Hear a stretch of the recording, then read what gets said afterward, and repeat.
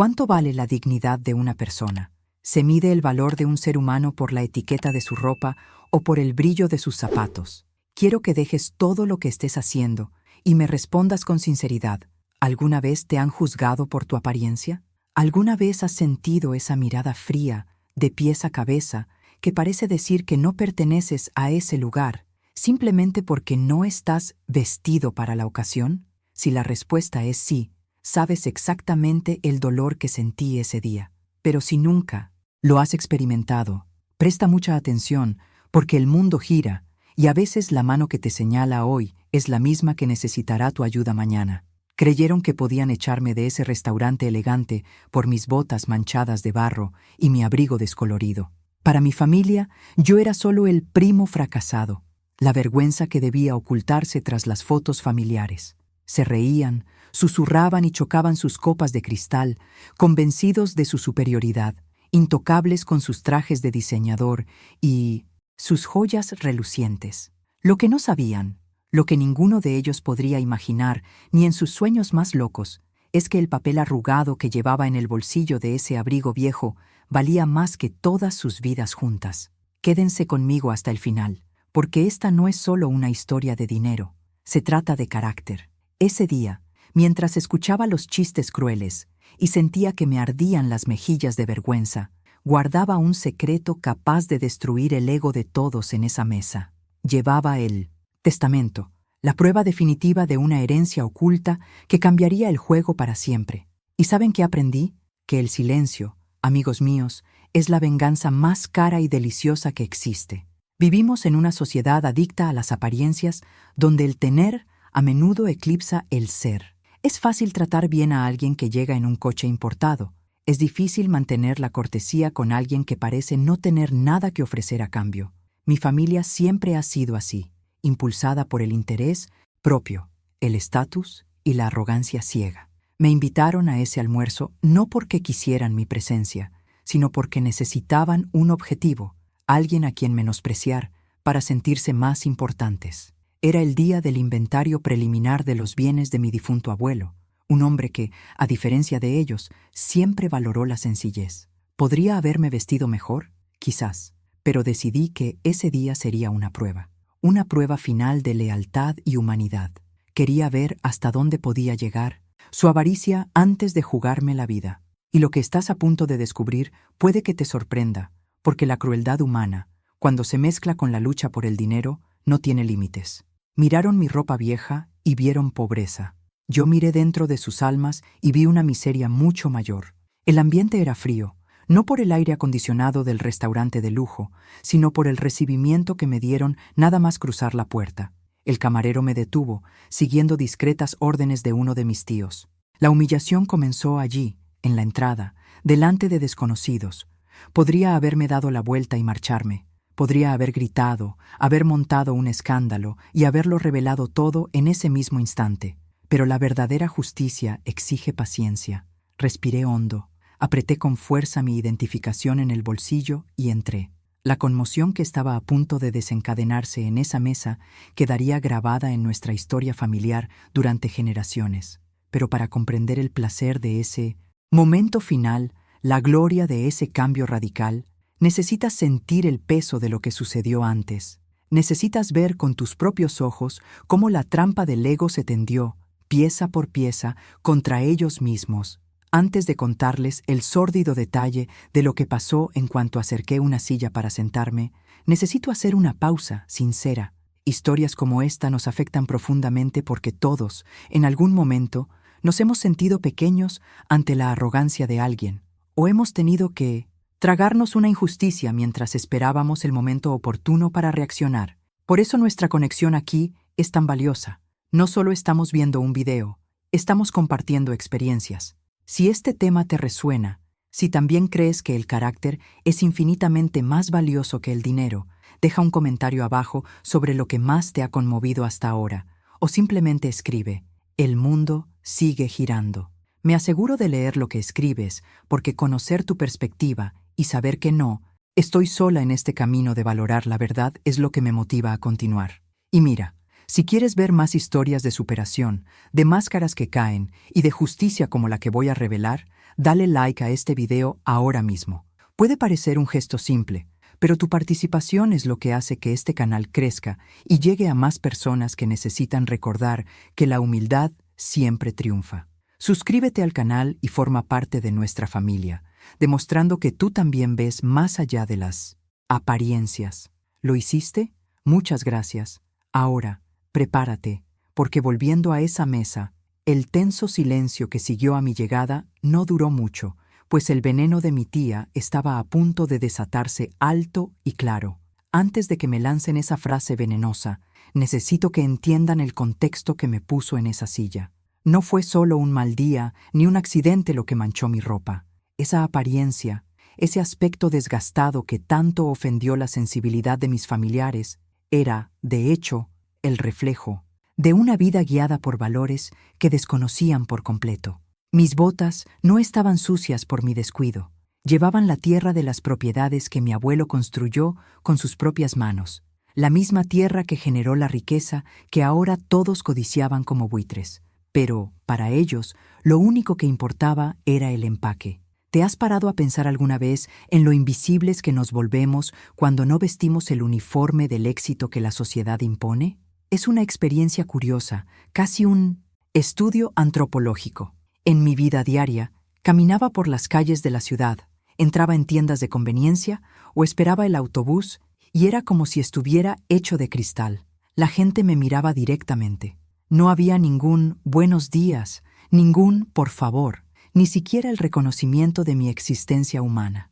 Simplemente era parte del paisaje urbano, automáticamente categorizado como alguien que no tenía nada que ofrecer. Esta invisibilidad, aunque dolorosa al principio, terminó convirtiéndose en mi superpoder. Porque cuando nadie te mira, nadie ve lo que estás construyendo entre bastidores. Nadie nota el movimiento, las estrategias, la silenciosa acumulación de victorias que no necesitan aplausos para ser reales. Mi vida sencilla no era una sentencia de fracaso, era una elección consciente de libertad. Mientras mis primos se endeudaban para cambiar de coche cada año, atrapados en una carrera frenética por mantener una imagen de prosperidad que, la mayoría de las veces, era financiada por el banco. Yo dormía tranquilo. Mi aparente pobreza era el escudo que protegía mi paz. Vivía en una casa modesta, sí, pero era mía, sin hipotecas, sin el peso del interés compuesto que me quitaba el sueño. Conducía una camioneta vieja, sí, pero el motor funcionaba perfectamente y cumplía su función de trabajar, no de impresionar a vecinos que ni siquiera conocía. Había una verdad oculta en ese estilo de vida, la idea de que la verdadera riqueza no grita, sino que susurra. Y el susurro más fuerte que escuché vino del recuerdo de mi abuelo, quien siempre me decía: «Hijo mío, nunca confundas tu patrimonio neto con tu valor humano. El dinero es una herramienta, no un amo». Miraron mis manos callosas y solo vieron trabajo manual, algo inferior en su visión distorsionada.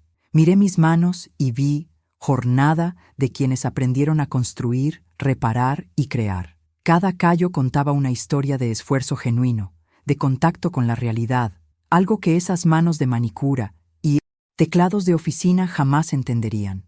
Lo irónico es que, para sostener su lujo artificial, era necesario el trabajo real de gente como yo. Pero allí, en esa mesa servida con cubiertos de plata, la realidad del trabajo era una ofensa. Querían el fruto, pero despreciaban la raíz. Ahora quiero profundizar aún más en este tema, porque lo que estaba en juego allí no era solo una disputa familiar, sino un choque brutal de mentalidad. La decisión de asistir a ese evento con mi ropa de trabajo no fue un acto de rebeldía infantil, sino una prueba definitiva de carácter. Necesitaba saber, con la certeza absoluta que solo la experiencia empírica puede proporcionar, quiénes eran realmente cuando creían que no tenían nada que ganar. Es fácil ser amable con el millonario excéntrico. El reto es ser respetuoso con el primo que parece haberlo perdido todo. Transformación. La perspectiva que he adquirido a lo largo de los años me ha permitido ver los engranajes de la falsedad social girando en tiempo real. Podía percibir su incomodidad física con mi presencia. Era palpable. Mi prima se ajustaba compulsivamente el collar de perlas, como si mi pobreza fuera contagiosa. Mi tío carraspeaba cada 2 minutos, mirando el caro reloj que llevaba en la muñeca, quizá calculando cuánto tiempo más tendría que soportar esa desagradable visión.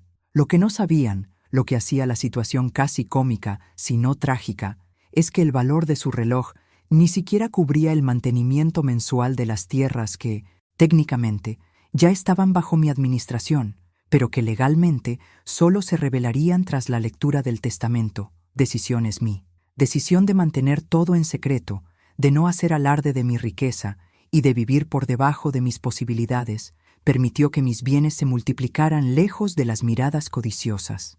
El impacto vivir esta doble vida es abrumador. Empiezas a cuestionar la naturaleza de todas tus relaciones.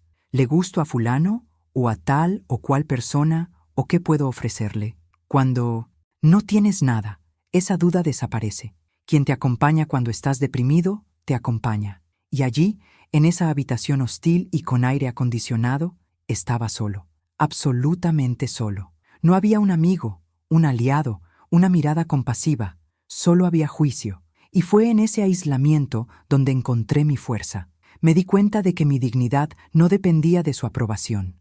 Revelación. La lucha interna que tuve fue que yo era más grande que cualquier humillación que intentaron imponerme. Ese día, en 1900, particular había sido largo. Pasé la mañana solucionando problemas en una de las cercas de la propiedad, manejando ganado que se había escapado. El olor a campo, a sudor y tierra impregnaba la tela de mi chaqueta. Para mí era el olor de la productividad, de la vida que transcurre. Para ellos era el olor del fracaso. Cuando recibí el mensaje confirmando la hora de comer, podría haberme ido a casa, haberme dado una ducha larga y haberme puesto el único traje que guardaba para emergencias. Tenía esa opción, decisión. La decisión de no hacerlo fue consciente. Quería traer realidad a su fantasía. Quería ser el inquietante recordatorio de dónde provenía realmente su dinero, o mejor dicho, de dónde provenía antes de que lo gastaran casi todo. La tensión en entre bastidores, el caos en mi mente era inmenso. Imagina llevar una bomba atómica en el bolsillo, tu voluntad, y tener que actuar como si estuvieras desarmado, con cada risa sarcástica, con cada comentario sobre lo difícil que es la vida. Para algunos, me sudaba la mano, no de miedo, sino de anticipación. Se requiere una inmensa disciplina mental para no estallar, para no gritar. No sabes con quién estás hablando, pero sabía que había llegado el momento de la verdad. Venganza, o mejor dicho, la justicia, debía ser quirúrgica. Si revelaba la verdad prematuramente, cambiarían su comportamiento al instante. Se convertirían en los parientes más cariñosos del mundo en segundos. Y no quería su falso amor. Quería la cruda y desnuda verdad del desprecio. Necesitaba que llegaran hasta el final de la humillación para que la lección fuera inolvidable. Vieron a un hombre derrotado por la vida. Vi depredadores rodeando a una presa que creían herida, sin saber que entraban en la jaula de un león. Verdad oculta mi comprensión de quién era. Yo estaba a punto de chocar con la mentira que vivían. Mi sencillez era mi camuflaje, y su arrogancia, la trampa que se habían tendido. Fue en ese ambiente, con el aroma a perfume caro mezclándose, con mi olor terroso, que la matriarca de la familia, mi tía, finalmente decidió que el silencio no era suficiente. Necesitaba verbalizar su disgusto. Necesitaba dejar claro, a mí y a todos los camareros que pasaban, que yo era un error en ese escenario perfecto. Y fue entonces, con una fría sonrisa en sus labios pintados de rojo, que abrió la boca para decir la frase que haría hervir la sangre a cualquiera, pero que, para mí, sonó como la luz verde para el principio del fin de su mundo. Comenta, a continuación, la apariencia no define la esencia, si estás de acuerdo en que lo que vestimos no dice quiénes somos realmente. ¿Conoces ese silencio que grita? Eso fue exactamente lo que se apoderó de la mesa cuando mi tía, la autoproclamada matriarca de la elegancia, dejó su copa de cristal con un movimiento calculado y lento. No necesitó decir ni una sola palabra para que todos entendieran el mensaje, pero insistió en decirlo, porque para gente como ella, la humillación solo es completa cuando hay público. Me miró no como a un sobrino, ni siquiera como a un ser humano, sino como un defecto estético que necesitaba ser corregido o eliminado. El maquillaje recargado intentaba ocultar las marcas del tiempo, pero no podía disimular la amargura que endurecía sus rasgos. Era el símbolo perfecto de esa parte de la familia, una fachada impecable que cubría una estructura podrida. A su lado estaba mi primo, de esos que creen que el valor de un hombre se mide por el tamaño del reloj que lleva en la muñeca. Se rió, con una risa suelta y burlona, mientras hacía girar la llave de un coche importado sobre el mantel blanco, asegurándose de que el logo de la marca quedara hacia arriba, claramente visible para todos. Era patético, pero a la vez exasperante. Vivían en un teatro, representando una obra donde ellos eran la realeza y yo el bufón de la corte. Lo que más me dolía no era la ropa cara que llevaban. Al fin y al cabo, cada uno gasta lo que tiene como quiere, sino la arrogancia de creer que esas marcas los hacían superiores en carácter. Respiraban estatus como si fuera oxígeno, y mi presencia allí, con mis botas de trabajo y mi chaqueta desgastada, cortaba el suministro de aire a sus egos inflados. Podía oír los susurros. No eran discretos, nunca lo habían sido. ¿No tiene un espejo en casa?, susurró una prima, tapándose la boca con una mano llena de anillos, mientras otra tecleaba frenéticamente en su celular, probablemente contándole el horror de aquella escena a algún grupo de amigos frívolos. Debió haber venido a pedir dinero, esa es la única explicación, respondió otra, sin siquiera molestarse en bajar la voz. Me trataban como una enfermedad contagiosa. Había un pacto tácito entre ellas. Mientras yo fuera el objetivo, la oveja negra, podrían sentirse unidas, protegidas en su burbuja de privilegio, jornada. Para ellos, era una carrera implacable por ver quién parecía tener más, quién conseguía la mejor mesa, el mejor vino, la mejor foto para redes sociales. ¿Y yo? Era la mancha en la foto perfecta, el incómodo recordatorio de una realidad que despreciaban, que la vida real requiere sudor, no solo perfumes caros. Ahora quiero profundizar aún más en este tema, porque su comportamiento en esa mesa reveló algo mucho más oscuro que la simple mala educación. Fue un fracaso de mentalidad. Creían firmemente que el mundo les debía reverencia. Observé cómo trataban al camarero que nos sirvió agua. Ni un gracias, ni siquiera contacto visual. El joven, visiblemente cansado, era invisible para ellos, igual que yo. Cuando mi tío chasqueó los dedos para llamar la atención del camarero, como si llamara a un perro, sentí un nudo en el estómago. Esa fue la verdad oculta en cuanto a la élite de mi familia. Eran pobres de espíritu. Su riqueza material solo agravó la miseria moral que aquejaban. Hablaban de viajes a Europa, de inversiones que sabía que eran malas, de fiestas exclusivas. Todo era superficial, todo era solo una fachada. No había profundidad, no había conversaciones sobre sueños reales, sobre legados, sobre transformación de la vida. Era un juego de espejos donde uno intentaba eclipsar al otro, pero todos se unieron para eclipsarme a mí. La ironía de la situación es que conocía exactamente la situación financiera de cada uno. Sabía de las hipotecas vencidas de mi arrogante tío, sabía que el coche de mi primo estaba alquilado para guardar las apariencias, sabía que las joyas de mi tía habían sido empeñadas y recuperadas más veces de las que ella quería admitir. Sabía, entre bastidores, aquella farsa era evidente, pero ellos siguieron actuando, cegados por su propia vanidad. La mirada de desprecio que recibí de mi prima menor, una niña a la que había visto crecer y que ahora me miraba como si fuera un insecto, fue uno de los momentos más conmovedores. Impacto esa tarde, absorbió el veneno de sus padres y lo replicó a la perfección. ¿De verdad vas a sentarte aquí?, preguntó, apartando la silla como si mi ropa vieja pudiera manchar su vestido de seda por ósmosis. No era solo rechazo, era deshumanización. Para ellos, yo no era de la familia. Era un obstáculo visual. Se sintieron personalmente ofendidos porque no me ajustaba a las reglas estéticas del exclusivo club que habían creado en sus mentes. Y, sin embargo, había algo casi fascinante en su estupidez colectiva. Estaban tan ocupados juzgando el envoltorio que olvidaron revisar el contenido.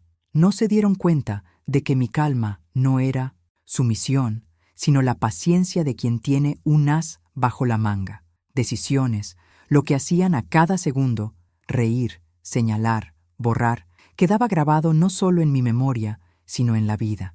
Cavaban su propia tumba con cubiertos de plata, y la tierra que se echaban encima estaba hecha de su propia arrogancia. Con cada risa estridente que resonaba después de un chiste de mal gusto sobre personas especiales, sentía la revelación acercándose. Era como ver un descarrilamiento a cámara lenta. Se sentían intocables, protegidos por el dinero, que ni siquiera tenían tanto, y su apellido.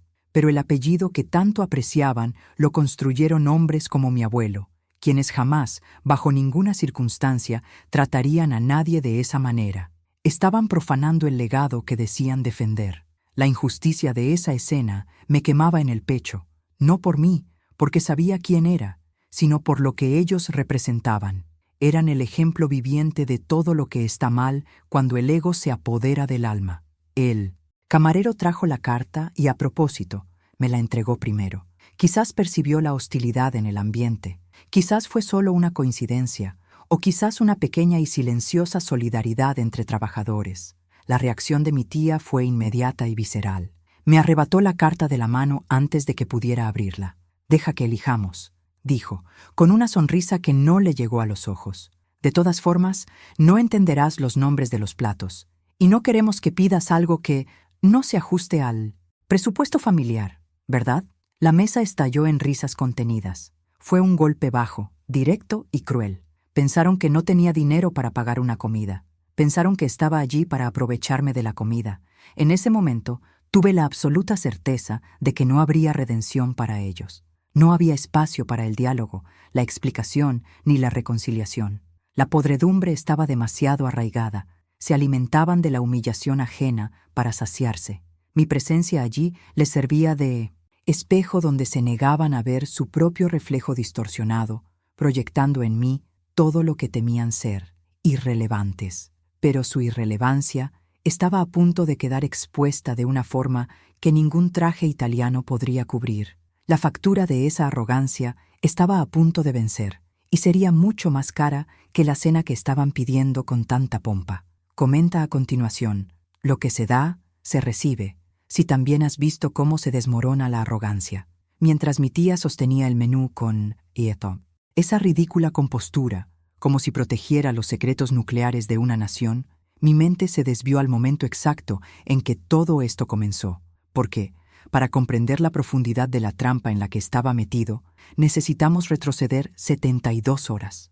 Ese almuerzo no fue una reunión familiar espontánea, fue una citación, y no una citación cualquiera, sino el tipo de invitación que lleva en su subtexto una mezcla de obligación legal y desprecio social. Estaba en el campo, con las manos grasientas, reparando el motor del tractor, cuando mi celular vibró en mi bolsillo. No era una llamada, por supuesto. Una llamada requeriría escuchar mi voz, requeriría un mínimo de cordialidad humana que no estaban dispuestos a ofrecer. Fue un mensaje de texto, frío, directo y reenviado en masa en el chat familiar del grupo del que no me habían eliminado solo porque, por desgracia para ellos, seguía con el mismo apellido. El mensaje decía: almuerzo de alineación para la lectura. Preliminar de las disposiciones del abuelo. Restaurante Le Jardin, domingo 13 Cecerocha. Imprescindible presencia para la firma del acuerdo. Observe la frialdad. No hubo un hola, ni un ¿cómo está?, ni siquiera un esperamos verlo allí. Era una citación burocrática disfrazada de evento social. En ese momento, mientras me limpiaba la grasa de las manos con un trapo viejo, sentí el peso de ese mensaje. No querían que estuviera allí. Ellos necesitaban que yo estuviera allí. Había una diferencia abismal entre ser invitado y ser convocado. La trampa no estaba en el restaurante, sino en la intención. Su objetivo era claro: cumplir con el protocolo exigido por el abogado de la familia, asegurarse de que el primo pobre firmara los papeles de renuncia a cualquier reclamación futura y, de paso, aprovechar la ocasión para reafirmar la jerarquía social que tanto apreciaban. Yo era el ingrediente necesario para que su banquete del ego se sirviera en su plenitud. Me quedé mirando la pantalla del teléfono durante largos minutos. El sol me pegaba en la cara, el olor a vegetación y diésel impregnaba el aire. Una realidad tan lejana de aquel sofisticado restaurante. Mi primera reacción, el instinto natural de supervivencia, fue negarme. ¿Por qué me sometería a esto? ¿Por qué abandonaría mi santuario de paz para entrar voluntariamente en la boca del lobo? Sabía que sería objeto de burlas, sabía que me ignorarían, sabía que me sentiría como pez fuera del agua. Pero entonces, el recuerdo del documento que mi abuelo me había dado en su lecho de muerte, meses antes, palpitó en mi mente. Ese sobre marrón, guardado bajo llave en mi caja fuerte, contenía verdad oculta que habían ignorado por completo. Y fue entonces cuando mi perspectiva cambió. Esa invitación no fue una trampa para mí, fue la oportunidad perfecta para cerrar el ciclo que mi abuelo había planeado. Ahora quiero profundizar aún más en este tema, porque la decisión de aceptar esa invitación envenenada no fue un acto de masoquismo, sino más bien una estrategia de guerra emocional. Hay un poder silencioso en entrar en un entorno donde sabes que no eres bienvenido, pero entras de todos modos, con la frente en alto. Es un jornada autocontrol interno. Cuando respondía con un simple «allí estaré», no solo confirmaba mi presencia, aceptaba el reto, pero decidí no seguir sus reglas. Si esperaban al primo fracasado, les daría exactamente esa imagen, pero amplificada. La decisión de no vestir apropiadamente no era descuido. Era una táctica. Quería comprobar, hasta el último segundo, si quedaba alguna gota de humanidad en esas personas. Quería ver si, por algún milagro, alguien me miraría a los ojos y vería a mi primo, y no mi ropa. Durante los días previos al almuerzo, la ansiedad intentó abrumarme. Es difícil mantener la mentalidad inquebrantable cuando sabes que te encaminas hacia un linchamiento moral. Imaginé los escenarios, ensayé diálogos, anticipé las miradas, pero, en cada escenario, volví a la certeza de que la justicia estaba de mi lado. La preparación para ese domingo fue casi un ritual. Me puse mis botas de trabajo, mis vaqueros más cómodos y desgastados, y agarré el abrigo que me protegía del frío en las madrugadas en el campo. Me miré al espejo y vi a un hombre honesto. Sabía que ellos verían a un mendigo. Esta disonancia cognitiva entre lo que yo veía y lo que ellos verían era el quid de todo el asunto. Era la prueba final. Les estaba dando la oportunidad de ser mejores personas, de aceptarme a pesar de mi apariencia. Si fallaban, y sabía que lo harían, el revelación, lo que vendría después, no solo sería justo, sino educativo. Llegar al restaurante fue el primer acto de esta grotesca representación teatral. El aparcacoches dudó en quitarme las llaves de mi vieja camioneta. Su mirada se cruzó con la mía, y vi la duda. ¿Este tipo está en el lugar correcto? Pero a diferencia de mi familia, él era profesional. Entré al vestíbulo y sentí el cambio de ambiente.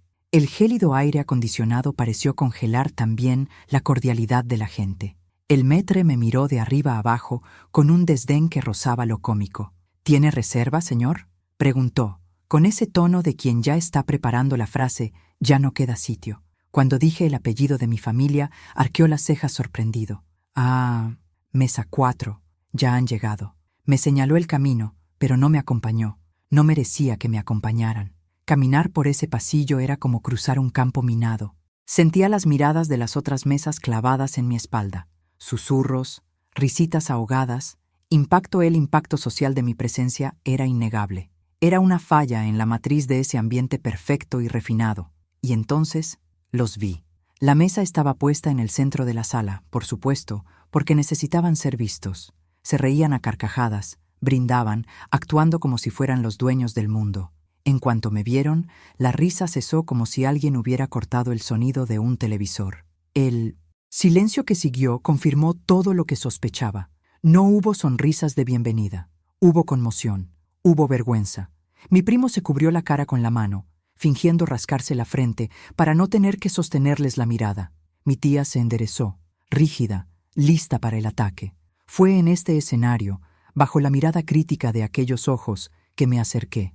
La invitación trampa había funcionado, pero no de la forma que esperaban. Creían que me habían atraído a la humillación pública para reafirmar que no pertenecía a su mundo. Lo que no sabían es que, al aceptar la invitación y entrar allí de esa manera, estaba recogiendo la prueba definitiva de su bancarrota moral. Estaba en su entre bastidores de mi propia venganza, observando cada movimiento, cada gesto de desprecio y archivándolo todo. La silla vacía que me esperaba a la cabecera de la mesa, lejos del centro de las conversaciones, era el lugar destinado al paria. Me senté allí con la dignidad de un rey, porque sabía que, en el bolsillo de ese viejo abrigo, yacía el documento que transformaría esa mesa de comedor en un tribunal. La tensión era palpable, casi eléctrica. Intercambiaron miradas significativas, ese código silencioso de ¿quién hablará primero? Querían expulsarme, pero necesitaban mi firma. Querían que desapareciera, pero la burocracia exigía mi presencia física. Este conflicto de intereses creó una atmósfera sofocante. Podía oler el perfume caro de mi primo mezclado con el aroma del miedo. Miedo a que alguien asociara a ese campesino con ellos. La ironía de la situación era deliciosa y amarga a la vez. Yo estaba allí, cumpliendo el papel que me asignaron en la invitación, pero reescribiendo el guión en tiempo real. Y entonces, volviendo al momento en que me arrebataron el menú de la mano, ese gesto fue la encarnación física de todo lo que representaba la invitación. Aquí no tienes opción, eso decía el gesto. Comes lo que te permitimos, firmas lo que te decimos y te vas. Transformación, ese almuerzo en el campo de batalla había terminado. Miré a mi tía, su mano agarrando el menú con desmedida fuerza, y sentí una calma aterradora. La trampa se había cerrado, sí, pero se olvidaron de comprobar quién estaba atrapado con quién. Pensaban que estaba encerrado allí con ellos, sujeto a sus reglas. La realidad, sin embargo, era que estaban encerrados allí conmigo, y con la verdad que estaba a punto de soltar sobre la mesa. Comenta a continuación. Conozco esa mirada. Si alguna vez has experimentado el desdén de alguien que debería haberte dado la bienvenida, no creas que quitar el plato de la carta fue tocar fondo. Fue solo un aviso, el trueno lejano que anunciaba la tormenta que estaba a punto de estallar sobre tu cabeza. El verdadero diluvio, ese que te empapa el alma y te hace cuestionar tu propia cordura, llegó minutos después, servido frío, como el plato de venganza que creían estar saboreando. El camarero, visiblemente avergonzado, trajo los entrantes, caracoles, tártar de salmón, quesos cuyos nombres ni siquiera podía pronunciar. La mesa se llenó de colores y aromas, pero para mí solo había el olor metálico de la tensión. Comieron con una voracidad que contradecía la etiqueta que tan a menudo predicaban, hablando con la boca llena de frivolidades frívolas, ignorando solemnemente mi presencia, como si fuera un fantasma sentado a la cabecera de la mesa. Permanecí inmóvil, con las manos cruzadas sobre el regazo, observando aquella grotesca escena. No había pedido nada, y ellos no me habían ofrecido nada. El agua de mi vaso era el único nutriente al que tenía derecho en ese banquete de hipocresía. Fue entonces cuando se rompió el silencio momentáneo de la masticación. Mi tío, hermano mayor de mi padre, y el hombre que, en teoría, debería haber sido el pilar moral de la familia tras la muerte de mi abuelo, se limpió los labios con su servilleta de lino. Me miró fijamente. No era una mirada de curiosidad ni de lástima. Era una mirada calculadora, como la de alguien que mide la distancia exacta para lanzar un puñetazo. El restaurante estaba lleno a esa hora. El murmullo de las conversaciones ajenas creaba un ruido de fondo constante, una barrera acústica que protegía la privacidad de las mesas. Pero mi tío, con la mentalidad alguien que necesita un escenario para sentirse reconocido, decidió que esta barrera debía romperse. No quería humillarme solo delante de la familia. Quería que todo el mundo lo viera. Alzó la voz, proyectándola con una claridad teatral, en un tono que cortaba el aire como una cuchilla afilada, interrumpiendo al instante las conversaciones en las mesas vecinas. «Dime una cosa, chaval», empezó, y su sonrisa sarcástica fue el preludio del ataque. «¿De verdad te pareció apropiado venir vestido así? Mírate». Hizo un gesto amplio con la mano, señalando mis botas, mis vaqueros, mi abrigo. «La verdad, viéndolo desde aquí, no sé si viniste a firmar los papeles de la reunión o si por error entraste a mendigar en las mesas. El olor a estiércol que trajiste compite con el aroma del vino. El tiempo se detuvo. ¿Sabes cuando dicen que el tiempo es relativo? En ese momento, se congeló. La frase «vino a rogar» resonó por la sala, rebotando en las paredes de caoba y los espejos dorados.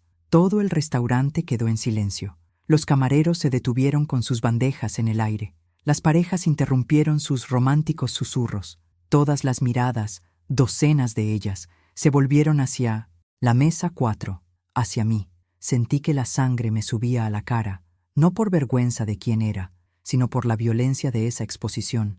Era injusticia suprema. Estaba allí cumpliendo con mi deber, honrando la memoria de mi abuelo, y me trataban como a un mendigo oportunista. Y entonces ocurrió lo peor, las risas. No era una risa nerviosa, era una risa colectiva. Mi tía, mis primos, incluso mi cuñada, que apenas me conocía, todos se rieron. Se rieron a carcajadas, con ganas, como si fuera el chiste más gracioso del siglo. Se deleitaron con mi vergüenza pública. Mi prima, la del vestido de seda, incluso se secó una lágrima del rabillo del ojo, diciendo entre risas: «Papá, eres terrible, pero es la verdad. Que alguien le dé una moneda, quizá así se vaya». La crueldad de ese momento fue física. Fue como si me hubieran abofeteado delante de una multitud. Podía sentir la compasión en los ojos de los desconocidos a mi alrededor, que es casi peor que el desprecio.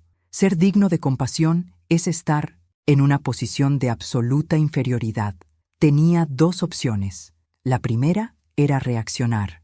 Mi instinto animal, la parte de mi cerebro que se ocupa de la supervivencia, me gritaba que me levantara, volteara la mesa, gritara todas las verdades que tenía atoradas en la garganta, que hablara de sus deudas, de la hipocresía, de lo avergonzado que estaría mi abuelo de esa escena.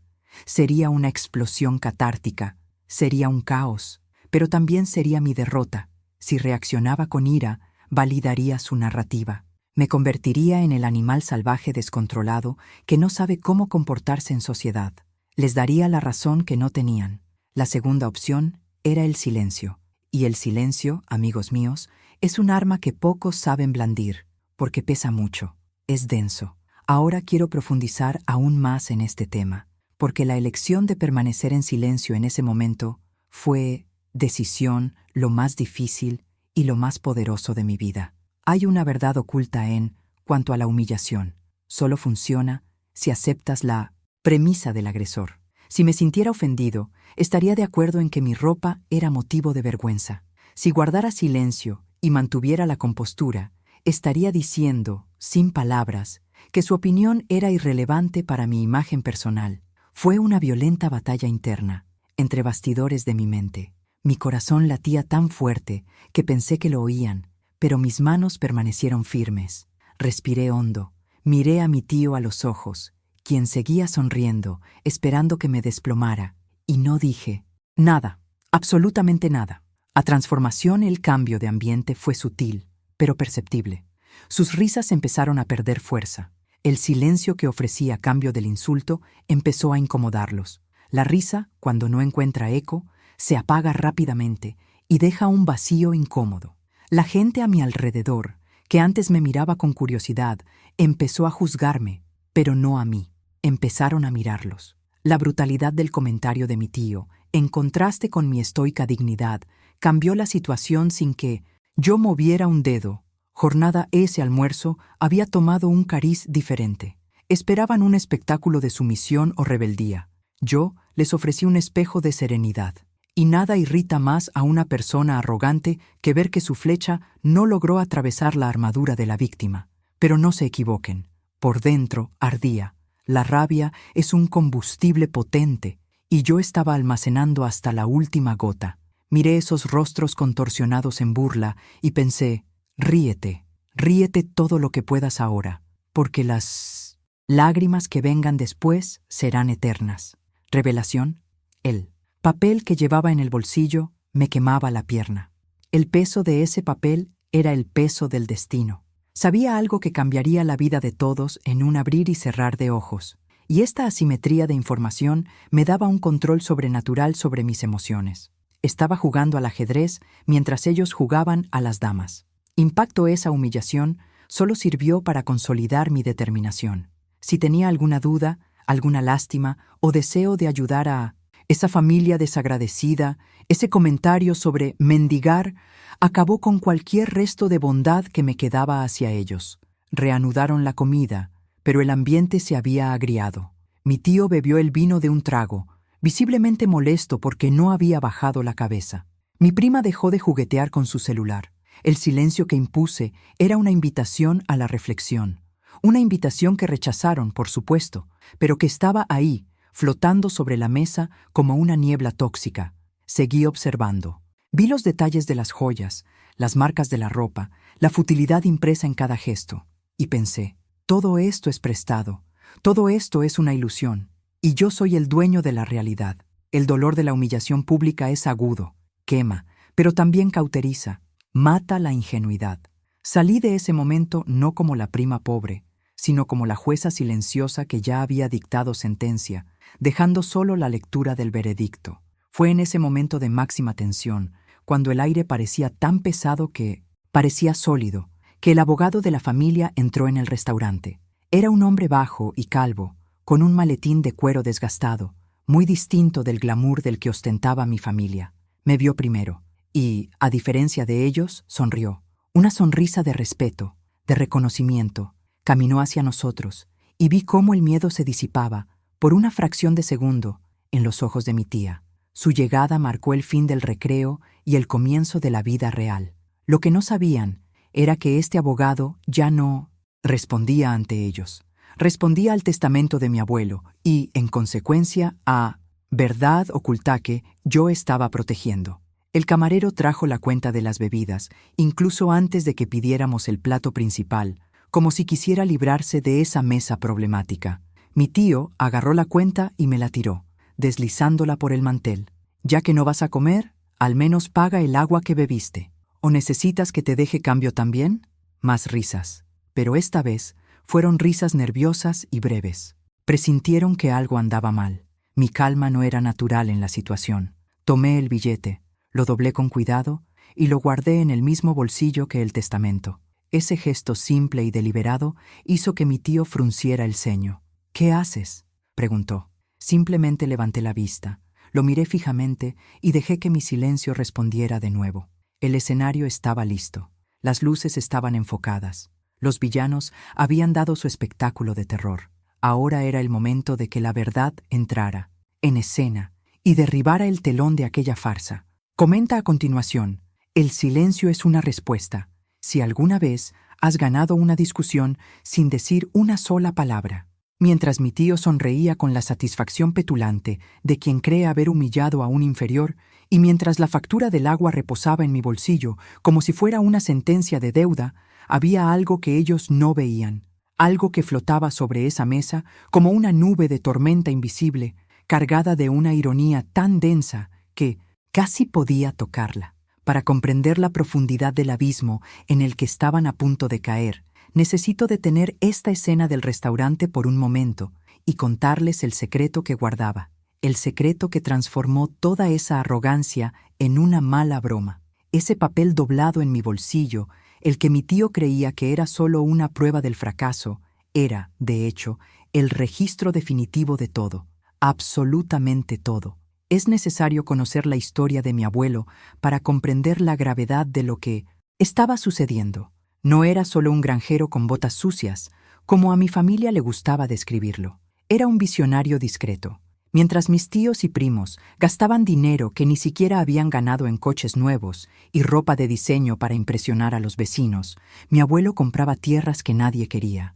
Mientras ellos financiaban vacaciones europeas a 20 plazos, él reinvertía cada centavo en acciones de empresas que, décadas después, se convirtieron en gigantes del mercado. Comprendió el juego del dinero mucho antes de que ninguno de ellos aprendiera a escribir profit.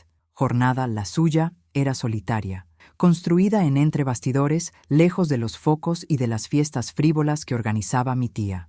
Y yo era el único que caminaba a su lado por ese camino polvoriento. No estaba allí, en esa mesa, como nieto desheredado. Estaba allí como accionista mayoritario. Meses antes de su fallecimiento, una tarde lluviosa en la terraza de la casa principal, mi abuelo me llamó. Ya Estaba débil, pero sus ojos brillaban con esa lucidez aterradora que siempre tuvo. Me entregó el control de la empresa.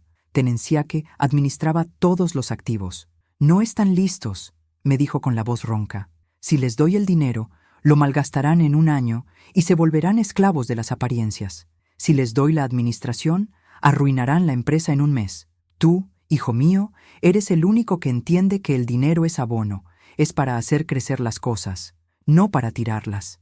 Ese día, legalmente, me convertí en el dueño del restaurante donde estábamos sentados, del terreno que pensaban subdividir y de las cuentas bancarias que sustentaban su estilo de vida. Ya era multimillonario en el momento en que entré en esa habitación con mis botas sucias. A verdad, oculta era delicioso y aterrador a la vez. Cada bocado que daban, cada sorbo de vino que bebían, técnicamente lo pagaba yo.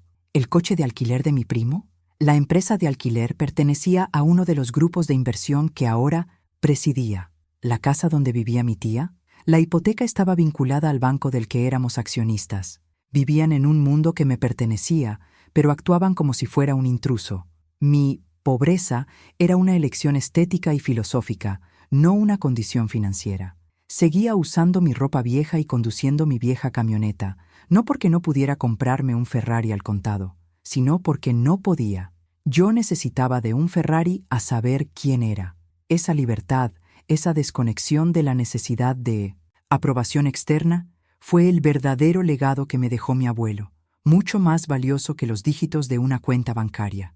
Ahora quiero profundizar aún más en este tema, porque hay una diferencia abismal entre tener dinero y ser rico. Mi familia tenía acceso al dinero o al crédito, pero eran miserables, eran esclavos de las cosas. Yo, con la ropa manchada de tierra, era libre mentalidad. Lo que mi abuelo me inculcó fue que el secreto es la mejor arma de un hombre de negocios. Nunca muestres todas tus cartas, ni siquiera cuando tengas una escalera real de color, decía. Guardar el secreto de mi riqueza durante esos meses de luto fue un ejercicio de estoica disciplina.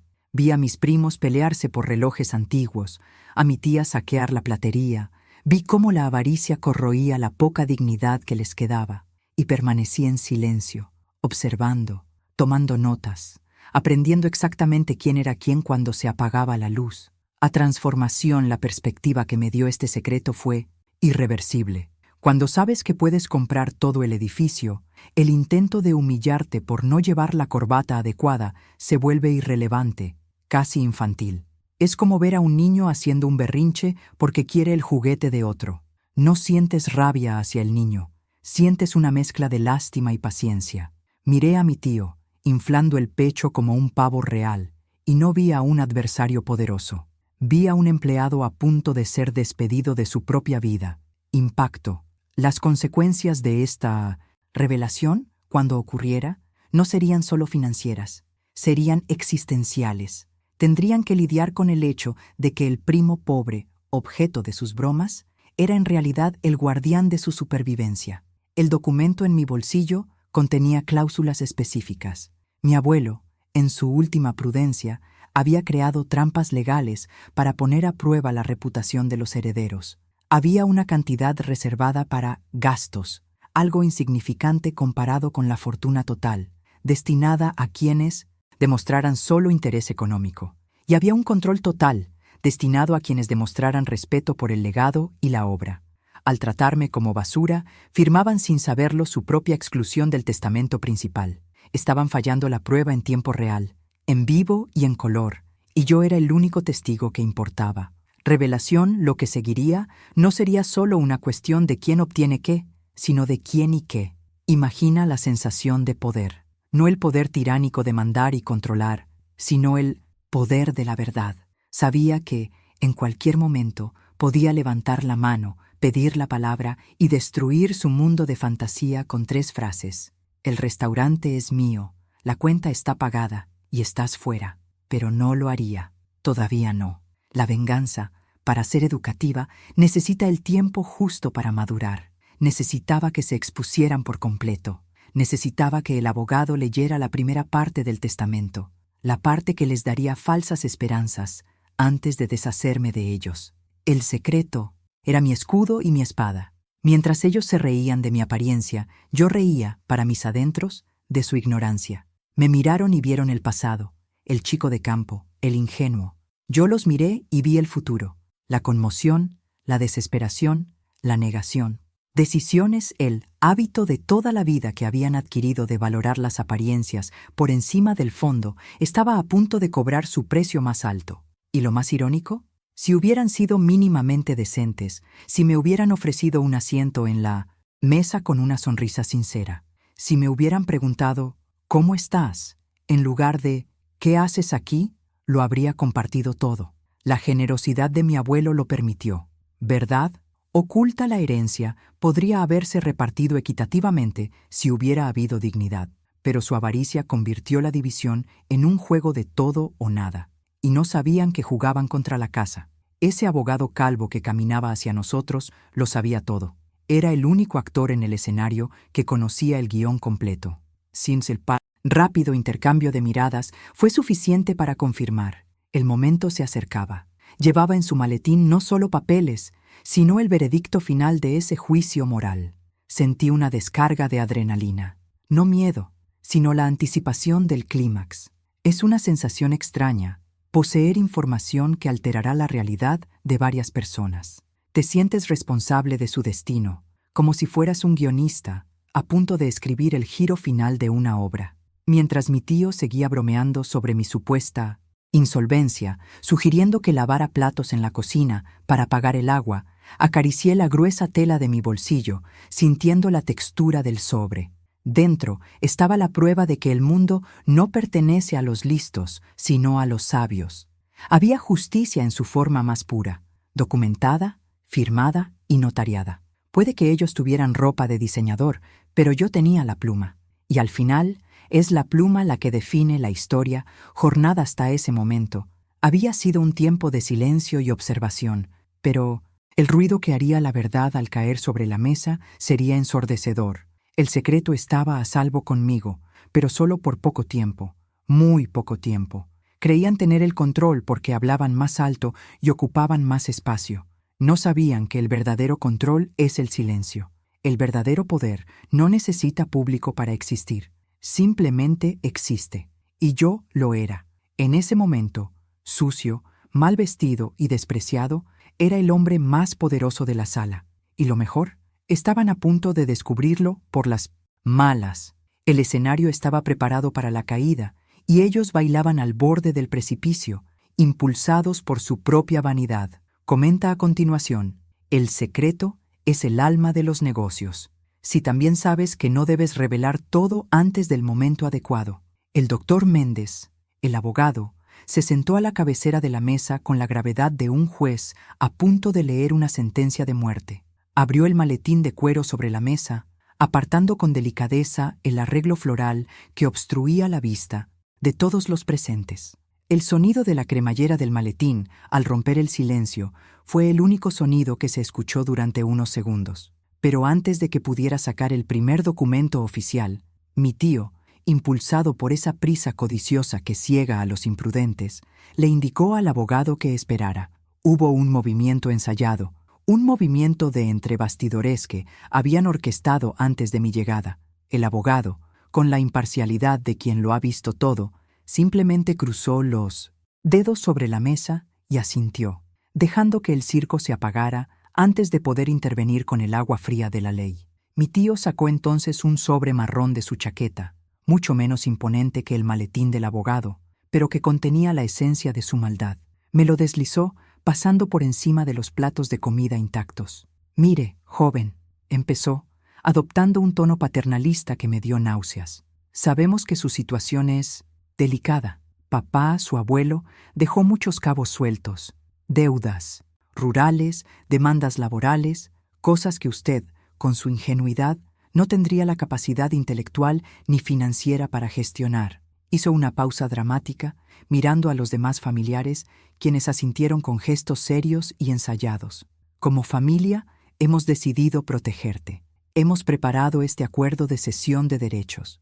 Renuncias a tu parte de la herencia, que, siendo sinceros, es básicamente una deuda, y, a cambio, nos comprometemos a limpiar tu nombre si aún queda alguna». responsabilidad legal. Y por supuesto, te damos una ayuda financiera de 5,000 reales ahora, en efectivo, para que puedas comprar, no sé, ropa nueva. Su audacia era tan grande que rozaba la locura. Intentaban comprar mi participación en un imperio multimillonario por 5,000 reales, usando la mentira de las deudas como arma de miedo. Apostaban a mi ignorancia. Pensaban que al paleto le aterraría la palabra demanda y firmaría cualquier cosa para librarse del problema. Lo que no sabían era que yo tenía acceso a los balances mensuales. Sabía que la supuesta deuda era inexistente y que el beneficio neto del último trimestre cubriría esa ridícula oferta con creces. Verdad oculta ahí es donde estaban desesperados. Necesitaban mi firma antes de la lectura oficial, porque sabían que si el testamento se leía en su totalidad, perderían el control de la narrativa. Cogí el papel. La textura era barata. Leí las cláusulas rápidamente. Era un contrato leonino, diseñado para despellejarme vivo y dejarme sin nada, ni siquiera mi dignidad. El doctor Méndez me observaba por encima de sus gafas, sin mover un músculo, pero pude ver un destello de curiosidad en sus ojos. Quería ver hasta dónde llegaría con este juego. Quería ver si caería en la trampa o si la usaría en su contra. La pluma que me ofreció mi tío era una pesada Montblanc dorada, un símbolo de estatus que usaba como arma de intimidación. Sostuve la pluma, sintiendo el frío peso del metal, y miré cada una de ellas. Ahora quiero profundizar aún más en este tema, porque lo que ocurría allí es lo que llamo la trampa del ego. Es un fenómeno psicológico fascinante y destructivo. Cuando una persona se considera superior, subestima crónicamente la inteligencia de los demás. El ego crea un punto ciego. Estaban tan centrados en la imagen que tenían de mí, el pobre e ignorante, que no podían concebir la posibilidad de que yo estuviera 2 pasos por delante. Este fracaso de mentalidad es fatal en los negocios y en la vida. No negociaban conmigo. Negociaban con la caricatura que crearon de mí, y, al hacerlo, dejaron todas sus defensas abiertas. Jornada, la arrogancia siempre termina en el precipicio de la realidad, y ellos corrían hacia el borde con una sonrisa en sus rostros. Decidí darles una última oportunidad, una única, genuina y definitiva oportunidad de redención. No porque se la merecieran, sino porque necesitaba la tranquilidad de saber que había hecho mi parte. Necesitaba saber si, dejando de lado el dinero, aún quedaba algún afecto. Dejé el bolígrafo sobre la mesa, sin firmar, y miré a mi tía a los ojos. «Tía», dije en voz baja y tranquila, «¿y si no hay deudas? ¿Y si el abuelo dejó algo bueno? Somos parientes de sangre. Si no firmo esto y descubrimos que hay una fortuna, ¿la compartirías conmigo? ¿Me tratarías como a un sobrino? ¿Me invitarías a tu casa? No por obligación, sino por cariño. Si tengo problemas, ¿me acogerá la familia sin pedirme que firme nada a cambio?» El silencio que siguió fue diferente al anterior. No era tenso, sino de incredulidad. Se miraron y volvieron a reír, pero ahora eran puras risas desdeñosas. Mi tía negó con la cabeza, como si estuviera tratando con un niño torpe. «Querido», dijo, escupiendo veneno, «el amor no paga las cuentas, y la familia está al mismo nivel. No seas ingenua, la fortuna no existe, solo existe la realidad, y la realidad es que no perteneces a este mundo. Te estamos haciendo un favor. Firma rápido y acepta el dinero, antes de que cambiemos de opinión y te dejemos con las deudas». Mi tío, impaciente, añadió, «Y hay más. Como prueba de buena fe, si firmas ahora, te pagamos el almuerzo. Si no», cogió el billete que estaba en mi lado de la mesa y lo golpeó con el dedo. «Tú solo tienes que pagar esos 100 reales del agua y la entrada, porque aquí, en la mesa de los adultos, quien no pone, no come». Ahí estaba, la prueba definitiva de carácter. Fracasaron miserablemente. Ante la posibilidad de demostrar empatía, eligieron la avaricia. Ante la oportunidad de mostrar unidad, eligieron la exclusión. Revelación. La experiencia interna fue dolorosa, pero liberadora. No solo eran malas personas, eran irredimibles. El intento de obligarme a pagar la cuenta o de obligarme a firmar la exención por miedo fue el último clavo en el ataúd. Cavaron su propia tumba con entusiasmo, creyendo que estaban construyendo un trono. Impactó esas palabras. No perteneces a este mundo. Quedarían grabadas en mi memoria, pero ahora, con un nuevo significado. Realmente no pertenecía a su mundo, porque mi mundo era real y el de ellos era una farsa a punto de desmoronarse. Respiré hondo, sintiendo una paz escalofriante instalarse en mi pecho. La duda se había desvanecido. Si hubo alguna vacilación al cumplir los duros deseos de mi abuelo, murió allí, asesinada por la arrogancia de mi tía y la estupidez de mi tío. Decisiones. Las decisiones que tomaron en esos 5 minutos sellaron su destino irrevocablemente. Creyeron que me estaban acorralando, pero en realidad estaban cerrando la salida de emergencia desde afuera. Lentamente le devolví la renuncia a mi tío. El sonido del papel arrastrándose sobre la toalla era el único ruido. No voy a firmar, dije. Prefiero arriesgarme con las deudas. Mi abuelo siempre decía que cada uno debe cargar con el peso que puede soportar. Yo puedo con el mío. La furia en los ojos de mi tío fue instantánea. Eres un idiota, siseó, perdiendo la compostura como un lord inglés. Te irás de aquí endeudado y sin nada, y no esperes que te ayudemos cuando los cobradores llamen a tu puerta de madera podrida. Yo me arriesgo, respondí, manteniendo mi tono monótono, y sobre la cuenta volví a cogerla. No te preocupes, yo pagaré mi parte, y quizá también la tuya, dependiendo de lo que nos diga el doctor Méndez. Estaban resoplando de rabia, transformación sus rostros, desde sarcásticos hasta enojados, demostraban que el control se les escapaba de las manos, aunque aún no entendían por qué. No podían comprender cómo alguien en mi posición se atrevía a rechazar dinero fácil. Para sus mentes limitadas, guiadas por la escasez, rechazar 5,000 reales era una locura. Para mí, era una estrategia. Estaba entre bastidores operando la palanca que abriría la trampilla bajo sus pies. El doctor Méndez, al darse cuenta de que su intento de golpe había fracasado, carraspeó. El sonido fue como un gong, anunciando el inicio de la verdadera pelea. Muy bien, dijo el abogado, con voz firme, sin disimular interrupciones. Dado que el acuerdo extrajudicial propuesto por el señor Carlos fue rechazado, miró severamente a mi tío, dejando claro que sabía exactamente lo que significaba esa propuesta. Procedamos con la lectura oficial del testamento del señor Antonio. El ambiente era increíblemente denso. Su frustración era palpable. Me miraban con odio, como si les hubiera robado algo, cuando en realidad solo me había negado a que me lo robaran. La trampa del ego había funcionado a la perfección. Al intentar humillarme ofreciéndome migajas, revelaron que no merecían el festín. Demostraron que, si tuvieran poder, serían tiranos. Y eso justificaba todo lo que vendría después. Jornada hasta ese momento había sido de resistencia, pero ahora, con mi negativa sellada por mi actitud, el punto de inflexión estaba a punto de ocurrir. La incertidumbre flotaba en el aire. ¿Qué diría el testamento? ¿Seguían creyendo la mentira sobre las deudas o el miedo, en el fondo? ¿Comenzaba a susurrar la verdad? Mi tío se cruzó de brazos, resoplando, y apartó la mirada, negándose a mirarme. Mi tía cogió su abanico y empezó a abanicarse frenéticamente. Su aire de victoria anticipada se había evaporado, reemplazado por irritación nerviosa. Presintieron que algo andaba mal, pero sus egos les impidieron ver lo evidente. Y fue en ese ambiente de tensión, resentimiento y ceguera emocional que el doctor Méndez rompió el sello del sobre oficial. El sonido del papel al rasgarse fue como un trueno. Verdad oculta a ella era libre, y no mostraría piedad. Comenta a continuación: el ego es el peor enemigo. Si alguna vez has visto a alguien perderlo todo, porque estaba demasiado lleno de sí mismo. La voz del doctor Méndez llenó el silencio de la habitación como un decreto imperial. No leyó con prisas. Cada sílaba se pronunció con una claridad deliberada, diseñada para asegurar que no hubiera lugar a malas interpretaciones.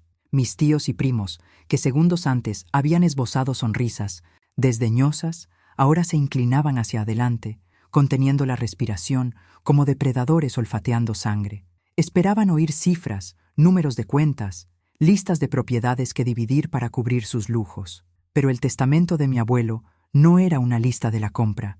Era una carta de despedida y, sobre todo, un juicio moral. Yo, Antonio, estando en plena posesión de mis facultades mentales, comenzó el abogado, He decidido disponer de mis bienes no según los lazos de sangre, que son accidentes biológicos, sino según los lazos del alma, que son elecciones cotidianas. Al oír esto, mi tía arrugó la nariz. Esa introducción poética no le interesaba. Quería saber de la casa en la playa y las joyas. El abogado continuó. Para mi hijo Carlos. Mi tío enderezó la postura, con los ojos brillantes de codicia. Concedo la condonación total de todas las deudas contraídas conmigo durante su vida, por un total de 800,000 reales. Por lo tanto, considero que su herencia fue anticipada y gastada en cosas frívolas que no dieron ningún resultado. No se le debe nada más. El impacto fue visceral. Vi cómo el rostro de mi tío palidecía. Abrió la boca para protestar, pero no profirió ningún sonido. Esperaba millones y recibió un recibo de liquidación de préstamo que, según juró, el viejo había olvidado. «Esto es absurdo», exclamó finalmente con voz entrecortada, golpeando la mesa con el puño. «Papá no haría esto. Estaba senil». El doctor Méndez ni siquiera parpadeó. Siguió leyendo, sin descanso. Para mi hija Lucía. Mi tía agarró el abanico con tanta fuerza que le fracturó las costillas. Le dejo los álbumes de fotos familiares y los muebles de la casa de campo para que recuerde de dónde viene, ya que el estilo de vida que eligió la hizo olvidar quiénes somos realmente. En cuanto al valor monetario, considero que los retiros mensuales no autorizados que hizo de las cuentas conjuntas durante los últimos 5 años ya cubren con creces cualquier derecho de herencia. El impacto en la mesa fue físico. Fue como si les hubieran succionado el aire. No solo los estaban desheredando, los estaban exponiendo, revelaciones del entre bastidores. Las finanzas familiares se estaban esparciendo sobre el mantel blanco del restaurante. La supuesta riqueza de la que hacían alarde era, en realidad, un robo lento y gradual de la herencia de mi abuelo. No eran herederos. Eran parásitos que ya habían consumido su parte. La vergüenza empezó a sustituir a la arrogancia, pero la codicia aún hablaba con más fuerza. «¿Pero qué pasa con las tierras?», gritó mi primo. «¿Y el holding? ¿Y las inversiones? ¿El dinero de verdad? ¿A dónde va todo?». Ahora quiero profundizar aún más en este tema, porque lo que ocurrió después no fue solo una transferencia de activos, sino una clase magistral sobre mentalidad y valor. Mi abuelo sabía que el dinero en malas manos es solo combustible para la destrucción. Entendía que la verdadera herencia no es lo que se deja punta a alguien, pero lo que dejas atrás dentro de alguien. Su decisión no fue punitiva, fue protectora. Quería proteger su legado de ser desperdiciado en autos importados y fiestas vacías. Y para eso necesitaba un tutor, no un derrochador. Un jornada construir ese imperio requería sacrificio. Y él sabía que solo aquellos que entendían el peso del sacrificio apreciarían el resultado. El abogado pasó la página. El papel sonó como un trueno. Me miró directamente por primera vez desde que empezó a leer. En cuanto a todas las tierras productivas, la participación mayoritaria en Holding Antonio Agrobusiness, las inversiones de renta fija y variable y todas las propiedades comerciales, hizo una pausa dramática. Todo el restaurante pareció detenerse a escuchar. «Se lo dejo a mi nieto, el que estuvo a mi lado reparando cercas bajo el sol mientras los demás viajaban, el que nunca me pidió un céntimo, sino que me dedicó su tiempo. Se lo dejo todo a él, con una condición». Mi tío soltó una risa nerviosa y desesperada. «¿Condición? ¡Ja! Lo sabía! ¿Cuál es la condición? Que termine la primaria». Intentó burlarse, pero le temblaba la voz. El abogado leyó la cláusula final con tono solemne. La condición es que mantenga su esencia, que nunca se deje corromper por la vanidad que destruyó la unidad de esta familia. Y, como prueba definitiva de carácter, este testamento solo será válido si, el día de la lectura, se presenta con la ropa de trabajo que usó para ayudarme a construir todo esto. Si viene vestido como uno de los demás, intentando ser alguien que no es, la herencia se donará íntegramente a la caridad. El silencio que cayó sobre la mesa fue ensordecedor. Mis parientes miraron mis botas sucias, miraron mis vaqueros descoloridos, miraron mi abrigo viejo, y entonces se dieron cuenta, verdad oculta, les explotó en la cara con la fuerza de una bomba atómica. Mi ropa vieja no era señal de fracaso, era el uniforme de la victoria, era la llave de la caja fuerte. Si hubiera cedido a la presión social, si me hubiera puesto un traje para complacerlos, lo habría perdido todo. Mi lealtad a mí mismo es lo que garantizó el legado. A transformación, la sorpresa en sus rostros fue instantánea y grotesca. La burla se desvaneció, dando paso al pánico absoluto.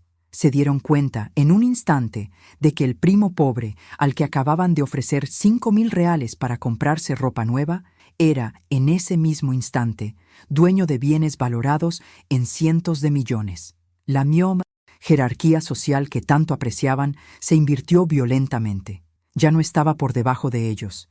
Estaba en una estratosfera que jamás podrían alcanzar. Pero el giro de la trama final aún estaba por llegar. El doctor Méndez sacó un último documento de la carpeta. «Ah, y hay una adenda reciente», dijo con una leve sonrisa. El señor Antonio adquirió a través del holding el grupo de restaurantes Le Jardin el mes pasado. Hizo un gesto amplio, indicando dónde estábamos. Por lo tanto, técnicamente, usted, me señaló, es el dueño de este establecimiento. La silla en la que está sentado el señor Carlos, los cubiertos que sostiene la señora Lucia, e incluso la comida que todos despreciaron, todo le pertenece. Fue el golpe final.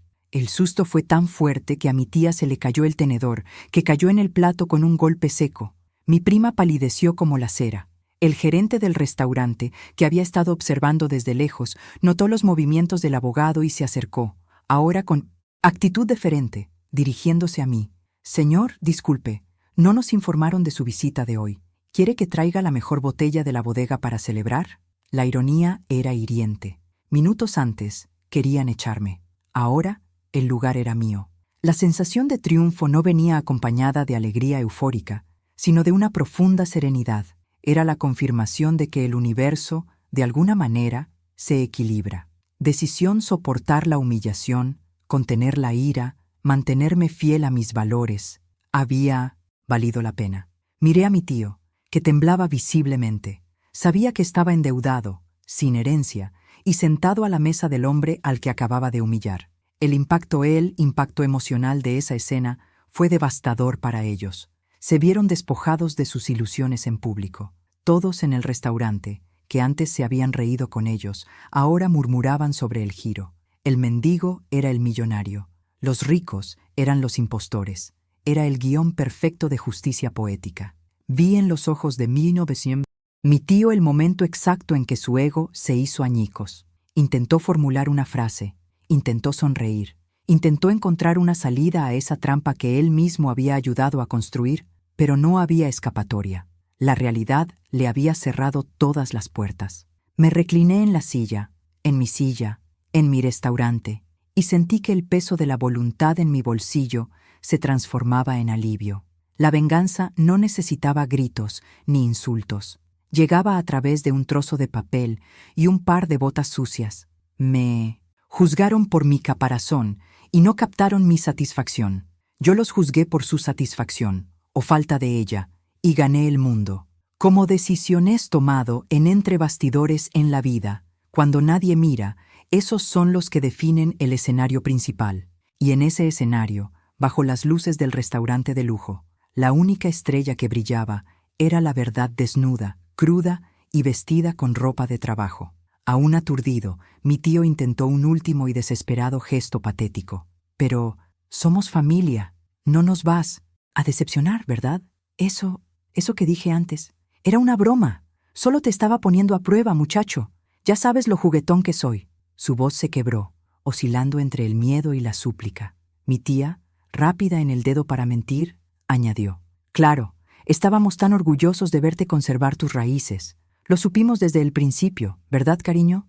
Solo queríamos ver si eras realmente humilde». Fue repugnante. La velocidad con la que cambiaron la narrativa, intentando reescribir la historia de los últimos 30 minutos, fue la prueba definitiva de que no había salvación para ese personaje.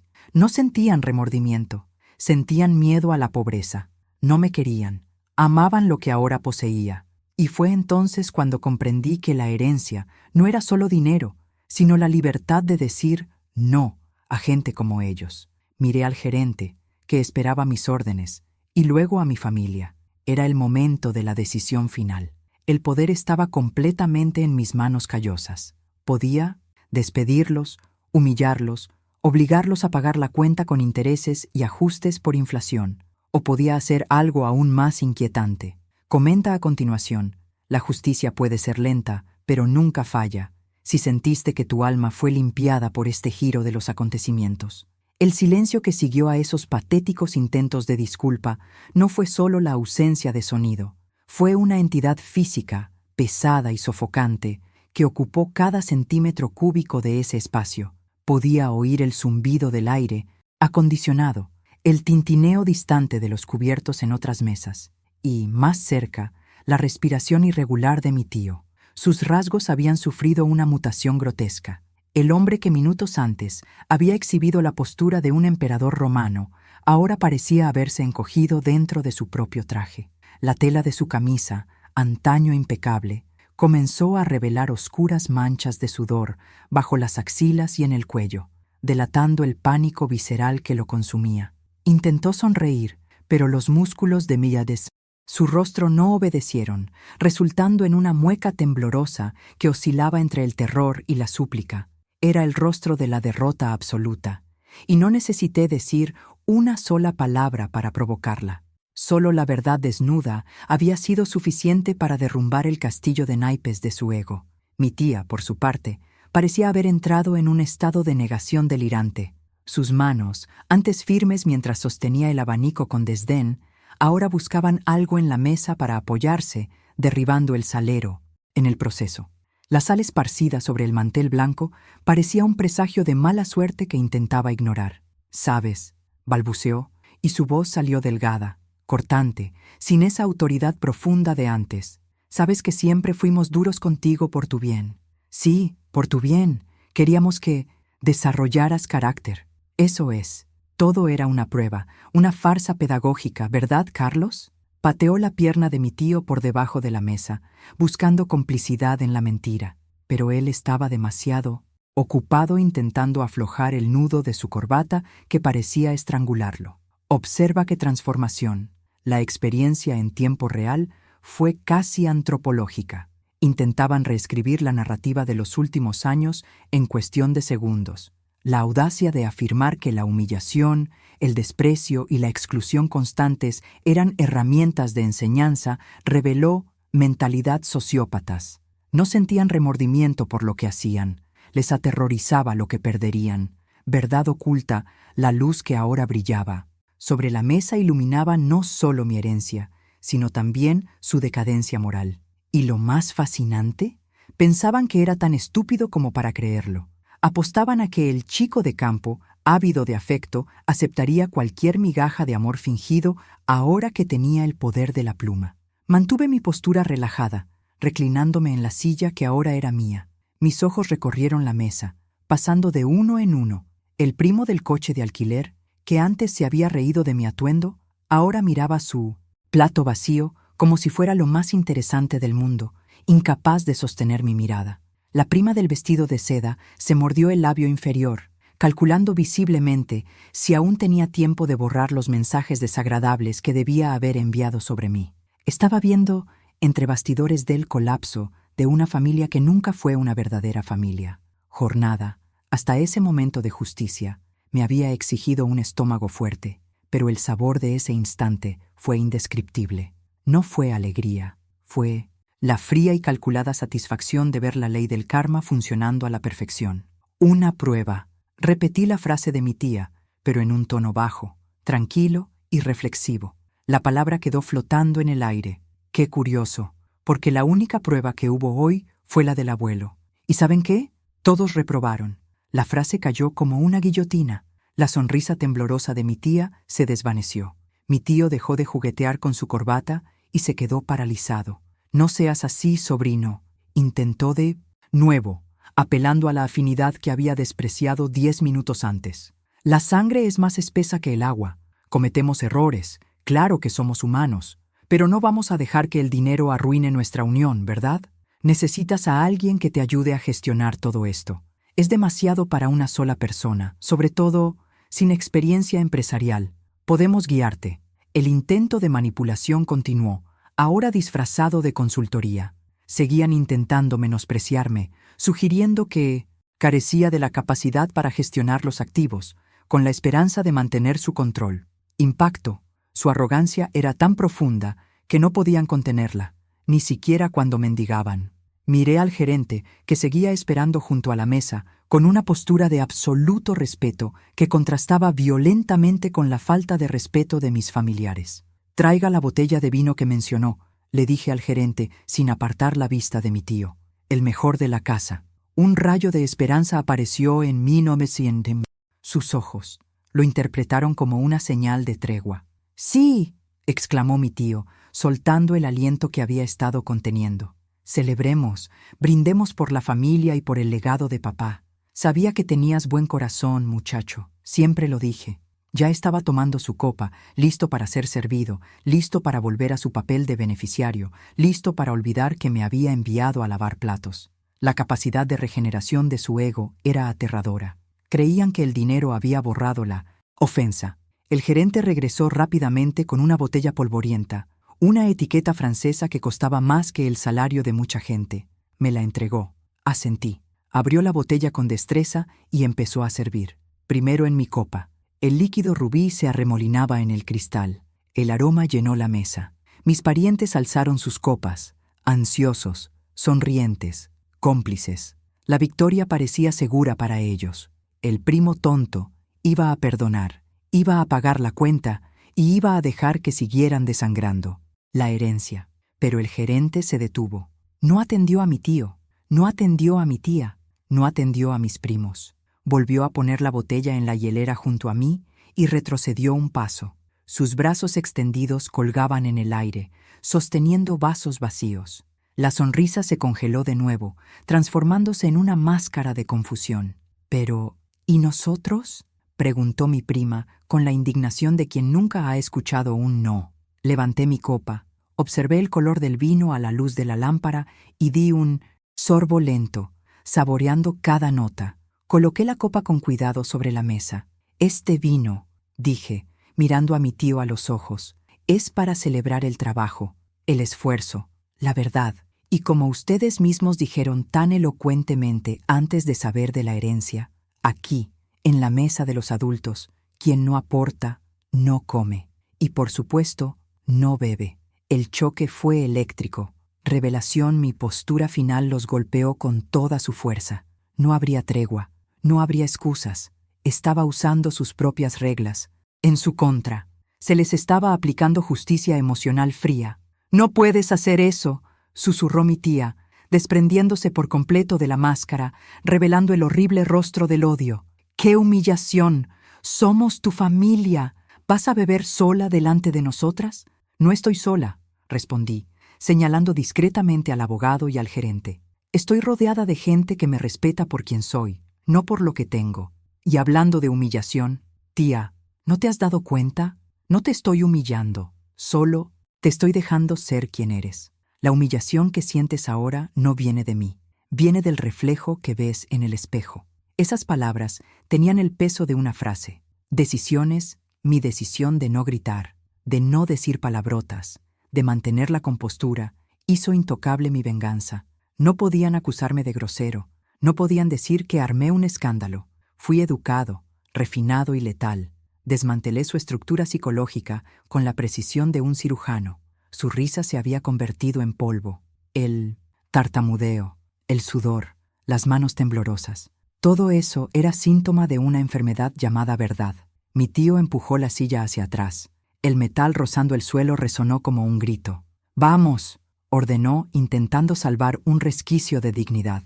«No tenemos por qué pasar por esto. Impediremos este testamento. Demostraremos que papá estaba loco. No verás ni un céntimo de ese dinero si tienes que depender de mis abogados». Sonreí, una sonrisa genuina y serena. «Puedes intentarlo, tío». Al doctor Méndez le encantaría explicar en el tribunal cómo intentaste obligarme a firmar una exención fraudulenta hace minutos. Ah, y por cierto, las cámaras de seguridad de este restaurante, que ahora es mío, graban audio y video en alta definición. El intento de fraude está registrado.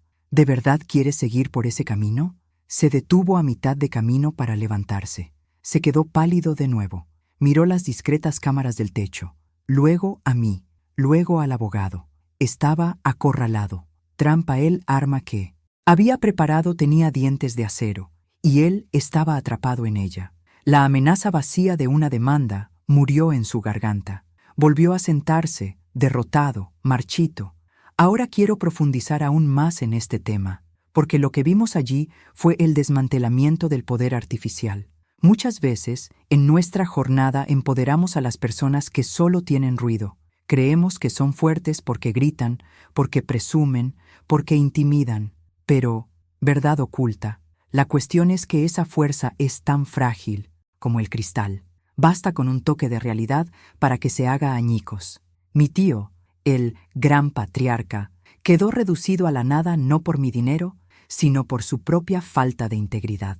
Su reacción, esa mezcla de rabia impotente y sumisión forzada, fue la prueba de que el mal, por muy ruidoso que sea, no puede resistir la firme presencia de la verdad.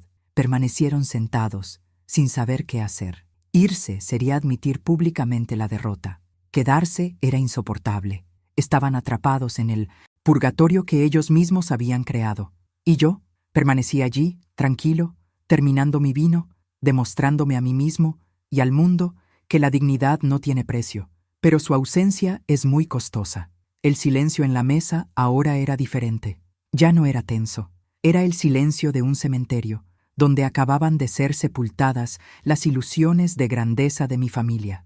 Cogí el sobre con la factura del agua, esos 100 reales que querían obligarme a pagar, y puse un billete de 200 reales sobre la mesa, junto al vaso vacío de mi tío. La factura está pagada, dije, levantándome lentamente. Y el cambio, bueno, el cambio es una propina para quien haya trabajado hoy. Tú, por desgracia, te vas con las manos vacías, como debe ser. Al levantarme, mis viejas botas resonaron con firmeza sobre el suelo de madera pulida. Ese sonido, que antes les avergonzaba, ahora parecía el de los pasos de un gigante. Vi a mi tía agachar la cabeza. Vi a mi primo ocultar el rostro. Se había hecho justicia. No con violencia, sino con excelencia. Se rieron de mi ropa. Yo, el último y mejor, me reí de sus almas. Comenta abajo, el mundo no solo gira, se da vuelta. Si te encantó ver esta caída de arrogancia. Salí de aquel restaurante sintiendo el sol en la cara de otra manera. El aire parecía más limpio, más ligero, como si acabara de soltar una mochila llena de piedras que había cargado durante años sin darme cuenta. Dejé atrás no solo una mesa con restos de comida y familiares atónitos, sino toda una vida de intentos frustrados por complacer a quienes nunca merecieron mi esfuerzo. Mientras caminaba hacia mi vieja camioneta, la misma que había sido el blanco de las bromas, la miré con renovado cariño. No era solo un vehículo, era el símbolo de mi resiliencia. Arranqué el motor, que tosió un poco antes de arrancar, y conduje de vuelta al campo, a la tierra, a la realidad. No salí de allí directo a un concesionario a comprar un deportivo. No fui al centro comercial a renovar mi vestuario, con marcas italianas. Lo primero que hice fue ir a casa, quitarme las botas, sentarme en el porche y agradecer en silencio a mi abuelo. Jornada había sido duro, pero la llegada valió cada cicatriz. Mucha gente me pregunta qué hice con el dinero después de eso. Revelación es sensacional. La gente, condicionada por las películas y las telenovelas, espera que diga que compré una isla, un jet, o que empecé a vivir la vida de un playboy excéntrico. Pero verdad oculta es mucho menos cinematográfico y mucho más significativo. El dinero, cuando cae en manos preparadas, no cambia quién eres, solo te amplifica. Si eres un idiota, el dinero te convierte en un idiota poderoso. Si eres generoso, el dinero te da las herramientas para cambiar el mundo que te rodea. Elegí la segunda opción. Lo primero que hice fue volver al restaurante al día siguiente, no como cliente, sino como el dueño. Busqué al gerente y a ese camarero que me sirvió agua con respeto, incluso cuando parecía un mendigo. Su nombre es Ricardo. Descubrí que mantenía a su madre enferma y estudiaba por las noches para intentar darle a su familia una vida mejor. Ese joven tenía más nobleza sirviendo mesas que toda mi familia sentada en ellas. Hoy, Ricardo ya no lleva bandejas. Administra una de las sucursales de nuestra cadena de hoteles rurales. Invertí en él no por caridad, sino porque vi carácter. Y el carácter, amigos míos, es el activo más valioso del mercado. En cuanto a la granja, prosperó. Compré maquinaria nueva para facilitarles la vida a los peones, hombres que habían trabajado con mi abuelo durante 30 años y cuyas espaldas estaban encorvadas por el esfuerzo. Renové las casas de los colonos y conseguí un seguro médico para todos. Ver la sonrisa en el rostro de doña María, la cocinera de la casa principal, cuando recibió una nueva cocina industrial, me dio más alegría que cualquier reloj de oro. Esa es la verdadera historia, impactó de riqueza.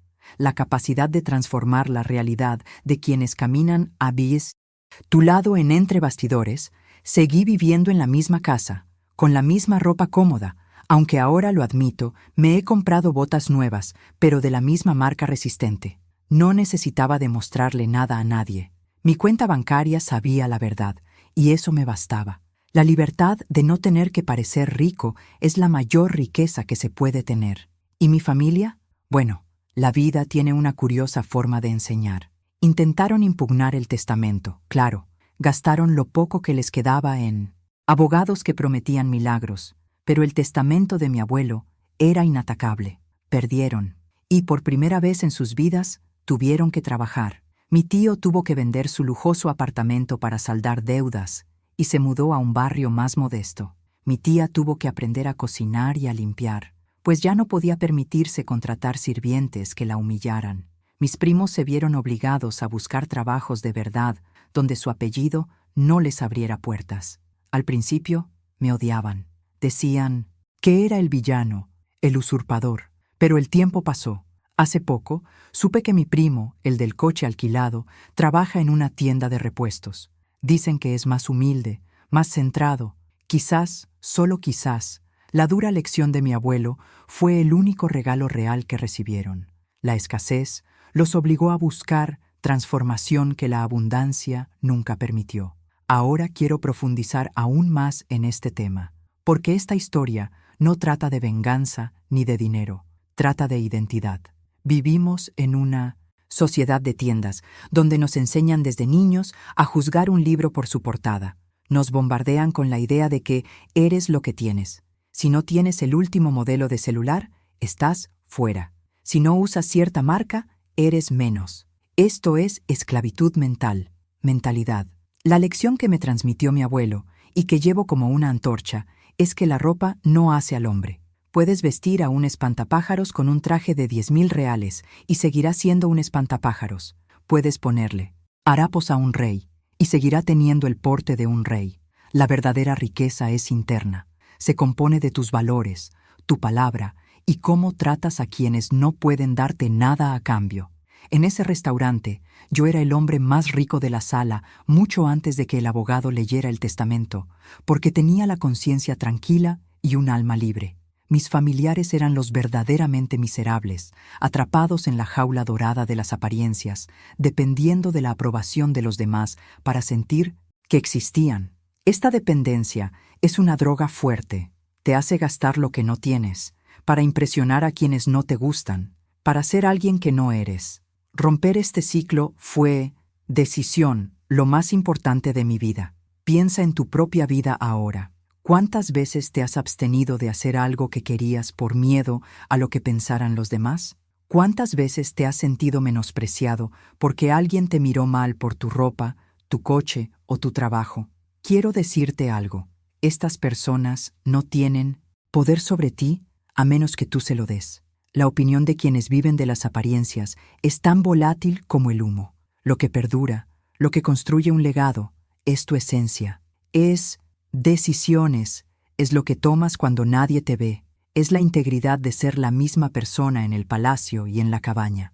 A revelación, la conclusión que he sacado de toda esta experiencia es que el dinero es solo una lupa. No crea virtudes ni vicios, solo los expone. Si hubiera sido inseguro, habría usado la herencia para vengarme cruelmente, para aplastarlos. Pero mi seguridad vino de otra parte, del ejemplo de un anciano que construyó un imperio con las manos sucias de tierra y un corazón limpio. Él me enseñó que la humildad no consiste en empequeñecerse. Se trata de ser consciente de tu fuerza y no necesitar usarla para menospreciar a nadie. Es saber que puedes comprar todo el restaurante, pero eliges tratar al camarero como a un igual. Todavía uso mi ropa vieja en la granja. Es cómoda, cuenta una historia y me recuerda mis orígenes. Cuando tengo que ir al pueblo, me visto apropiadamente, por supuesto, pero nunca para presumir. Y cuando veo a alguien que me hace el ridículo en la calle, simplemente sonrío. Una sonrisa interior, serena, porque sé que detrás de esa ropa sencilla hay un hombre que superó no solo la pobreza económica, sino también la pobreza de espíritu. Y eso, amigo mío, no se puede comprar con dinero. Ese es verdad oculta, aquello que los necios ignoran y que los sabios guardan bajo llave. A jornada ser subestimado y luego sorprender a los demás es una delicia, sí, pero la verdadera victoria no es la sorpresa en los rostros de los demás, es la paz en tu propio corazón. Es dormir sabiendo que no le debes nada a nadie, ni dinero ni explicaciones. Es saber que si te lo quitaran todo mañana, si el dinero desapareciera, si las tierras fueran confiscadas, seguirías siendo tú, porque lo que tienes se puede perder, pero lo que eres, eso es eterno. Mi abuelo ya no está, pero vive en cada decisión justa que tomo, en cada acto de generosidad, en cada momento en que elijo la sencillez sobre la arrogancia. Y ese es el legado que pretendo dejarles a mis hijos algún día. No solo cuentas bancarias abultadas, sino una brújula moral inquebrantable. Así que, la próxima vez que veas a alguien con ropa desgastada, zapatos sucios o un comportamiento sencillo, recuerda esta historia. Recuerda que las apariencias engañan mucho. Esa persona podría ser dueña de todo, o podría ser simplemente alguien que libra una batalla que desconoces. En cualquier caso, merece tu respeto, porque al final, cuando la fiesta termina y las luces se apagan, no nos llevamos la marca de la ropa a la tumba, solo nos llevamos el amor que dimos y la verdad que vivimos. ¿El resto? El resto es solo escenografía para el teatro de los vanidosos. Escribe en los comentarios: mi esencia es mi mayor tesoro. Si tú también crees que lo que llevamos dentro vale más que cualquier cosa que podamos comprar. Saben, compartir esta historia con ustedes hasta el final me da una buena sensación, como si estuviéramos charlando en el porche de mi casa de campo. Si este tipo de narrativa, que valora la verdad y la justicia, resuena con ustedes, suscribirse al canal es la forma más natural de asegurar que nuestros caminos se vuelvan a cruzar. Es más que un clic. Es un apretón de manos que dice que también prefieren contenido que nutra el alma. Y si sintieron, aunque sea por un segundo, esa sensación de limpieza con el final de hoy, dejen un me gusta. Es una forma silenciosa y poderosa de conectar. Tengo muchas ganas de saber quiénes son las personas que me acompañaron hasta el último segundo de este viaje. Así que, escriban en los comentarios. La verdad triunfa. Me aseguraré de leerlo y saber que forman parte de este equipo. Pero nuestra conversación no tiene por qué terminar ahora. Hay otra historia que aparece aquí que complementa a la perfección lo que vivimos hoy, revelando otros tipos de máscaras que caen cuando menos lo esperan. Hagan clic en ella y continuemos juntos.